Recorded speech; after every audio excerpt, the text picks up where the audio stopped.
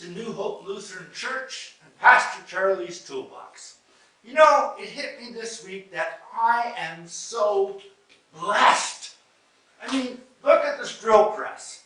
This drill press, it makes life easier because it can cut holes in wood nice and straight and quite easily, like this.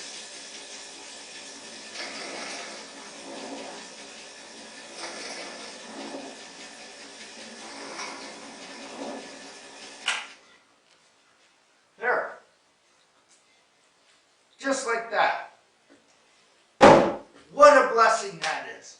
And I'm also blessed because I've got this chop saw. And I can set it at different angles and it will cut exactly that angle. So let's set it at 10 degrees. And we'll make the cut. And I've got a nice 10-degree cut on this piece of wood. What a blessing that is. I'm also blessed because I have this. A scroll saw. And you should see what I could do with this scroll saw. Let me show you. With a scroll saw, I could make one of these. I didn't make this one, of course, because I don't have that much time and patience. But I could make one of these because the blade can come off and you can do all kinds of fancy cuts with it and very fine cuts. What a blessing that is! You know, that's how most of us look at blessings. Quite often, we think about being blessed as being about having things or being successful or being very happy due to few problems in life. And that's the same way the people in Jesus' day thought as well. So it was quite a surprise for them when Jesus had to explain that that kind of state in life is actually bliss. It's not what he meant by being blessed.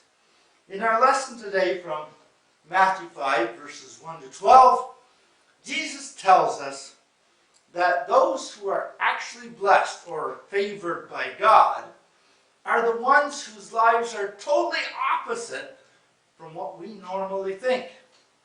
Now, we might find that odd. How can anyone who's going through some kind of misery in life even think that they are blessed? But Jesus points out that being blessed by God is not about what you have or what you've achieved, but rather about what you will and are open to receive. To get, in other words. And Jesus points out, mourners receive comfort. The merciful receive mercy. Peacemakers will be called God's children. The poor in spirit and the persecuted, they receive the kingdom of heaven. And while there are different rewards for various categories, they all have something in common. They all transform the status of those being blessed. So what you have are the hungry, they're being filled. The grieving are consoled. Those who are carrying the heavy loads, all the outsiders of society, they are all included. Those who are normally left out are given a place to belong. And that's what it means to be blessed. The good news about all this is that we, whoever we are, whatever we are going through, we are all invited to receive this blessing and live our lives as though we are citizens of God's kingdom, because we can be right here and right now.